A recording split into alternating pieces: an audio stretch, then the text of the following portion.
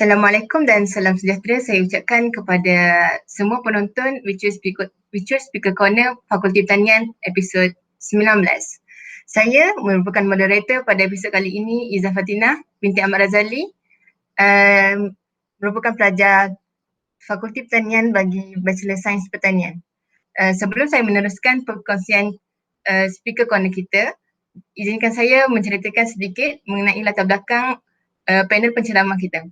Nama diberi ialah saudari Nur Ain binti Abdul Rahim, merupakan pelajar tahun kedua Bachelor Sains Peternakan, dan tajuk perkongsian yang diberikan pada hari ini sangat menarik, iaitu pengalaman dalam keluarga penternak haiwan.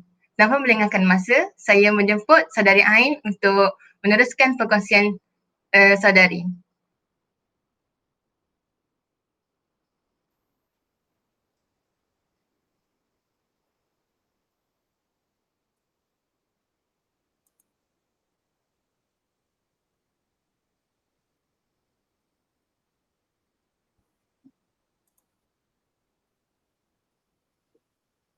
Terima kasih kepada moderator kita pada hari ini.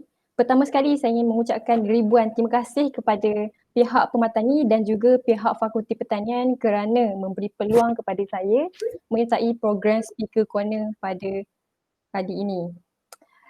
Pertama sekali saya akan memperkenalkan diri dahulu. Nama saya Nur Ain binti Abdul Rahim, pelajar tahun 2 Bachelor Pertanian Sains Ternakan. Perkongsian pada hari ini saya akan berkongsi pengalaman dalam keluarga penternak haiwan. Seperti anda lihat, terdapat 4 jenis haiwan ternakan di mana keluarga saya pernah ternak, iaitu ayam kampung, kambing, itik dan juga kelulut. Pada perkongsian pada hari ini, saya akan berkongsi 2 jenis haiwan yang pernah diternak oleh keluarga saya, iaitu ayam kampung dan juga kelulut. Seterusnya, dalam pengisian ini saya akan menceritakan lebih lanjut mengenai ayam kampung dan juga kelulut. Dan yang kedua adalah sistem peternakan yang digunakan dalam keluarga saya untuk menternak ayam kampung dan juga kelulut. Dan yang ketiga adalah pemakanan yang diberikan kepada ayam kampung dan juga kelulut. Dan yang terakhir, produk yang dihasilkan dalam menternak ayam kampung dan juga kelulut. Pertama sekali saya akan menceritakan pengalaman dalam keluarga saya menternak ayam kampung. Jadi terlebih dahulu saya akan menceritakan serba sedikit apa itu ayam kampung. Bagi nama saintifik ayam kampung adalah Gallus domesticus, di mana jangka hayat ayam antara 5 hingga 10 tahun. Kebiasaannya ayam kampung mempunyai berat yang berbeza dari segi jantan dan betina, iaitu jantan beratnya antara 2 hingga 2.5 kilogram dan betina antara 1.7 hingga 1.9 kilogram. Jadi, bagaimana kita nak bezakan antara ayam kampung dengan ayam biasa ataupun lebih dikenali ayam bandar? Biasanya ayam kampung mempunyai kaki yang besar dan panjang, dan di kawasan kampung kebiasaannya juga diternak secara bebas ataupun lebih dikenali free range. Dan akhir sekali, kulit telur ayam kampung berwarna putih. Betul, ia memang berwarna putih, berbeza daripada telur ayam yang dijual di kedai runcit. Kulit telur ayam kampung berbeza dari segi beberapa faktor. Yang pertama ialah faktor umur dan faktor persekitaran, dan juga faktor stres juga mempengaruhi perubahan kulit telur ayam kampung. Dan kini tibalah saya menceritakan pengalaman keluarga saya menternak ayam kampung. Yang pertama ialah bila mula berkecimpung menternak ayam kampung. Pada mulanya sebelum ibu bapa saya mendirikan rumah tangga, lagi sudah menternak ayam kampung. Pada dahulunya keluarga saya hanya fokus untuk sara hidup, dan pada waktu sekarang keluarga saya melibatkan diri dalam dunia bisnes, di mana abang sulung saya hanya fokus dalam menghasilkan daging ayam kampung, dan kedua ibu bapa saya dah fokus untuk menghasilkan telur ayam kampung. Dan seterusnya, bagaimana cara peternakan ayam kampung? Masih sama dulu dan sekarang, di mana keluarga saya menggunakan ternak separa bebas ataupun lebih dikenali free range. Free range ni ramai yang sudah tahu bagaimana cara ternak menggunakan free range, di mana pada waktu siang ayam kampung ataupun ayam biasa akan dilepaskan dari reban, dan bila tibanya pada waktu malam, ayam kampung akan dikurung dalam reban. Seperti yang para hadirin boleh lihat, inilah ayam kampung yang diternak oleh abang sulung saya, dan ini adalah reban ayam yang dibina di belakang rumah saya. Dan seterusnya, yang ketiga adalah beri makanan apa untuk menternak ayam kampung. Pada dulunya, sisa makanan serangga dan tumbuhan-tumbuhan kecil menjadi sumber makanan utama kepada ayam kampung. Dan pada waktu sekarang, seperti yang anda lihat, ini adalah mesin pemprosesan beras, di mana bahan buangan daripada mesin ini, ia merupakan dedak, di mana dedak ini kita boleh diberikan kepada ayam ataupun kambing. Dan di sini anda boleh lihat, ini adalah sawah padi, di mana kawasan rumah saya merupakan tanaman sawah padi. Jadi padi ini akan juga diberikan kepada ayam. Jadi kedua-dua gambar ini memudahkan keluarga saya dalam menternak ayam kampung dan menjimatkan kos. Dan yang terakhir adalah produk apa yang dihasilkan untuk menternak ayam kampung adalah sudah tentu penghasilan telur dan daging, di mana telur dan daging adalah digunakan untuk sumber makanan bagi keluarga saya.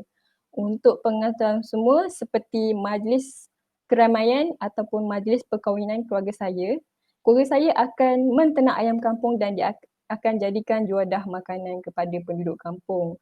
Dan seterusnya adalah untuk dijual, di mana abang sulung saya yang fokus kepada daging ayam kampung akan menjual ayam kampung pada perayaan tertentu, di mana pada contohnya seperti perayaan Aidilfitri ataupun hari raya haji. Dan kebiasaannya abang saya menjual 1 kilogram ayam kampung bersamaan RM12. Untuk pengetahuan semua, abang saya akan mula menternak ayam kampung pada bulan hadapan, di mana bulan Januari 2021 bagi penjualan daging ayam kampung pada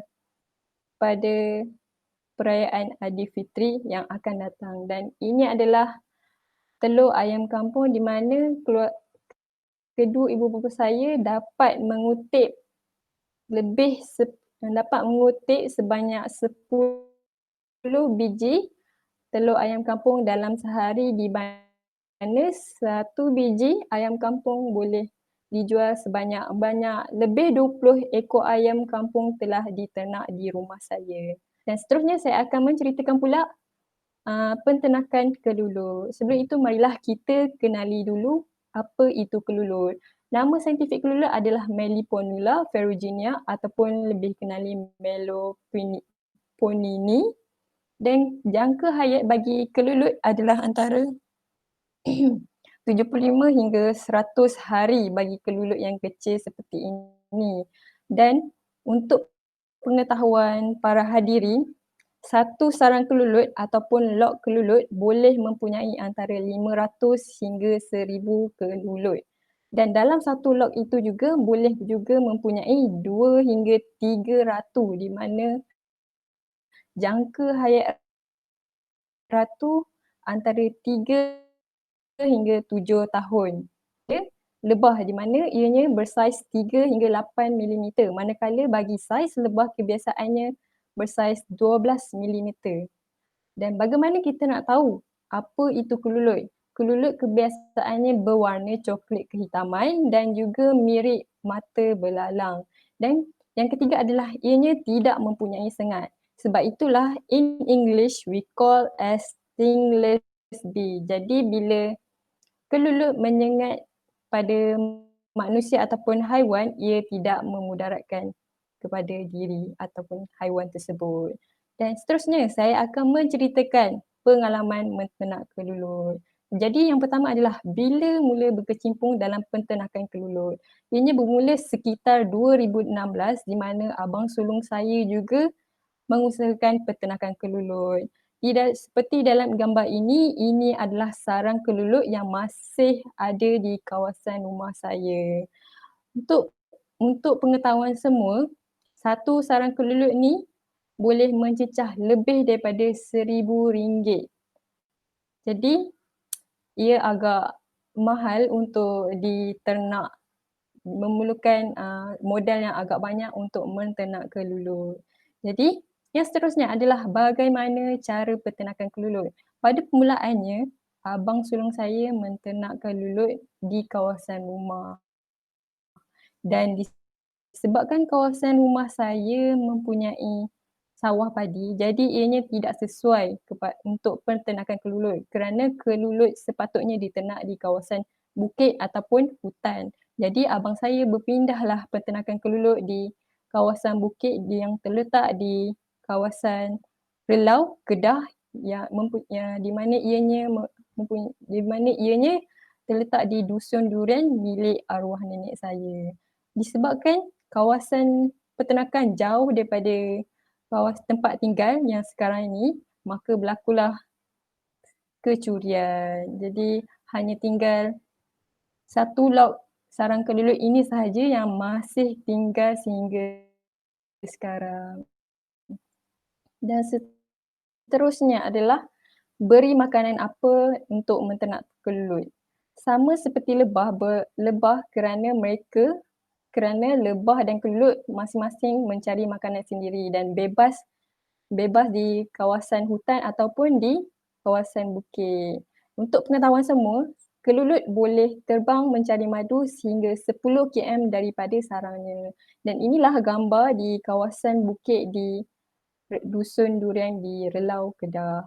Dan seterusnya yang terakhir adalah produk apa yang dihasilkan untuk menternak kelulup, dan semestinya adalah menghasilkan madu. Dan ini adalah madu kelulup di mana tekstur madu kelulup adalah lebih cair daripada madu lebah dan mempunyai warna yang beza-beza, iaitu dari warna hitam sehinggalah warna seperti ini.